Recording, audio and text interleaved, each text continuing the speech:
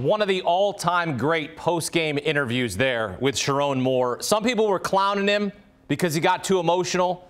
I praise him for being emotional in that moment, for being vulnerable. And I think the people that know him, like Sam Webb of 24/7 Sports, it speaks volumes about what he means to Michigan, how much he cares, and now they tab him as their next head coach. What does this mean for Michigan hiring Sherrone Moore? You know, I think they got it right. I said when I talked to you the other day, Akeem, that, you know, Michigan prioritized maintaining the culture that Jim Harbaugh built, because you got to start with Jim. You know, as they started out this journey of taking the program back to championship level, Jim instantly changed the culture. He instantly turned it around, and they were winning. And they get to about 2017, and that's the barrier. That's the point where, you know, things started to kind of turn. He hired Sherrone Moore in 2018, and, you know, they had trouble with Ohio State in 18 and 19. The COVID season hits in 20, and he brooms a lot of the staff, and Sherrone is one of the guys that he maintained. And it was a very interesting time, and one of the most interesting hires he made was hiring Sherrone Moore as his offensive line coach, because Sherrone played offensive line, but he had coached tight ends. And so they were going from a veteran O-line coach at Ed Warner, who had coached all conference players, all kinds of draft picks. Ohio State fans know he coached at Ohio State. Like, this dude was a decorated O-line coach.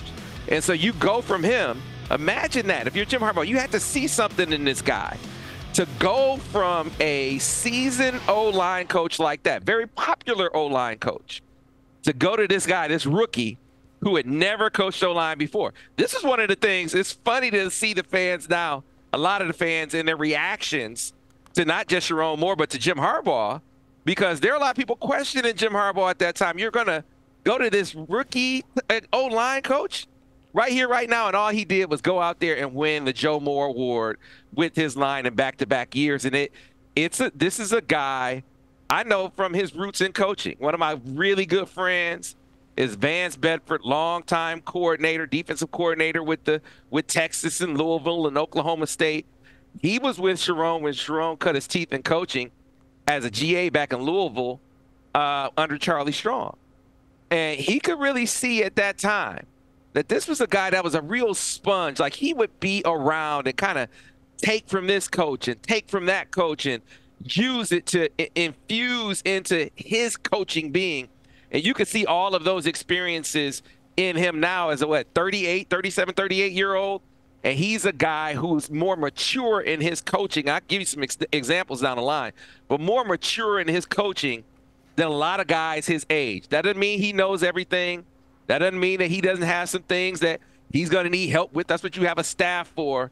But the maturity I think we're going to see in him is to know what those blind spots are and to really have guys around him that can help pick him up where he needs to be picked up. Well, I'm going to echo your sentiment. I applaud Michigan, and I say this as an Ohio State fan. I applaud Michigan for not trying to get cute here. Make the right move. Hire the guy within. Hire the guy that helped you win a national championship. Don't get cute. Try to go get Eli Drinkwitz. Don't try to pull another coach from another university. Stick with the continuity. Stick with a guy who relates to the players. And we saw that better this season than I've ever seen in terms of a coach, an assistant, an offensive coordinator connecting with his players like Sherrone Moore. Now we talk about Jesse Minter. What are the chances that he stays on staff with Sherrone Moore? Is it like less than 5%? Yeah, I think Ohio State fans are probably happy to hear that. For sure. But yeah, I think it's less than 5%, man. You know, Jesse is elite. Jesse, he took a defense that Mike McDonald installed and took it to another level.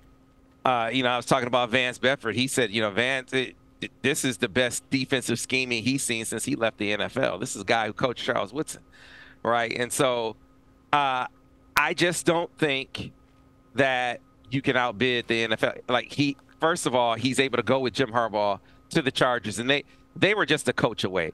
I mean, Khalil Mack looks like vintage Khalil Mack. You got Bosa on the other side. You got Derwin James, who is like this all-world defender, and you kind of miss it because they were a team that I think just didn't buy into their coaching staff. You put the right coach with those guys, and I think it's really going to unlock it. And I think if you're Jesse Minter, you see that. And so between the opportunity to go back to the pros, which a lot of pro coaches, you know, once you have a taste of the pros, it's hard for them to live in college. And then you add to it the fact that there's no way Michigan's going to be able to pay him what a pro team pays him. You add those two things together, and I think that Sherrone is going to have to go get another defensive coordinator.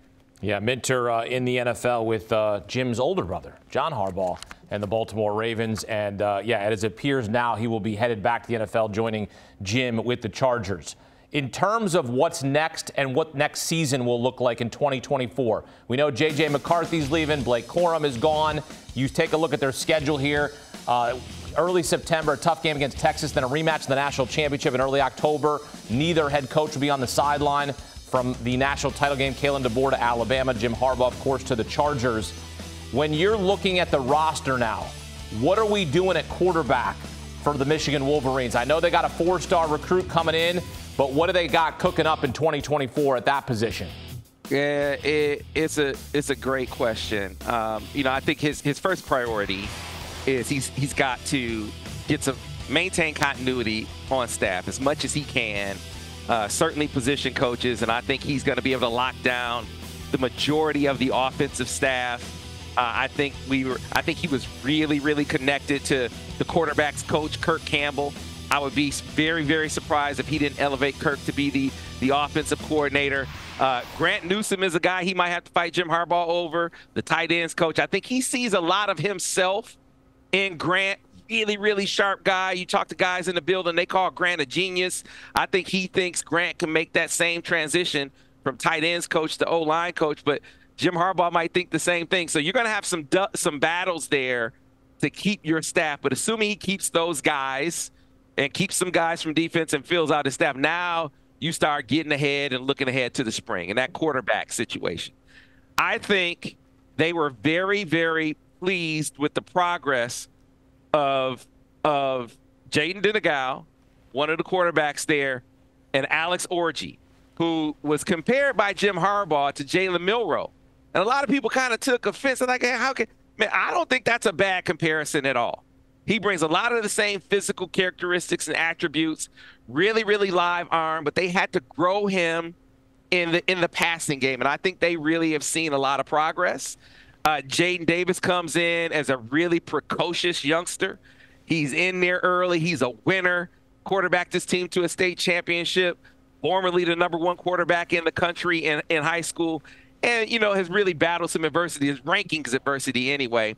And I think those guys are going to battle it out in the spring. Michigan didn't go to the portal, I think, on purpose. I think they want to see what they have internally and then kind of go from there. I mean, if they feel like they really need to augment that room by going in the portal after the spring, I think they'll do that. But right now, I think they have the quarterback in-house. And I think one last thing I'll say, Akeem, is they are not going to just throw Jaden Davis to the wolves. He's a very talented young man. But I think there's a mental maturation to playing the quarterback position. And I think that his family, Jaden's family, is very sensitive to that. And I think Kirk Campbell, his quarterback's coach, that's something during recruiting that he told them they were going to be sensitive to. So even if he's the most talented guy, I think the most talented and the most ready aren't the same thing. They're going to go with the most ready guy. And the most ready guy might be the veteran guy. And I think right now that's probably the odds-on favorite, either Orji or Denegal. But they're going to duke it out in the spring to kind of see where things are and then go from there. Sam Webb with the very latest on what's next for Michigan. But in the interim, it is now the, well, once interim head coach to now the full-time head coach. Sherrone Moore hired as Michigan head coach, his first full-time head coaching job, and he stays in Ann Arbor. Sam Webb with the very latest on CBS Sports HQ. Sam, thank you.